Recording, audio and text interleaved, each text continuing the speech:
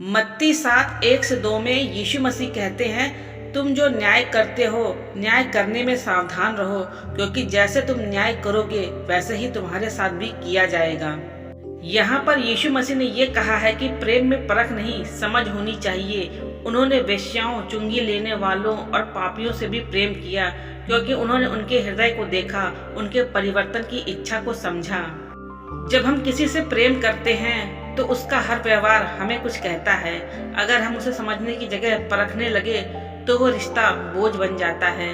प्रेम में धैर्य होता है, विश्वास होता है और सबसे बढ़कर समझदारी होती है। जब हम किसी से प्रेम करते हैं तो हमारा उद्देश्य ये नहीं होना चाहिए कि हम उसे जांचें, परखें या उसके दोष निकालें, बल्कि हमें उसके हृदय को समझने की कोशिश करनी चाहिए। उसकी भावनाओं, परिस्थितियों और उसकी कमजोरियों को भी अपनाना चाहिए। प्रेम एक गणित नहीं है जहां हम हिसाब लगाएं कि किसने क्या दिया और क्या पाया। प्रेम तो एक समर्पण है जहां कोई शर्त नहीं होती।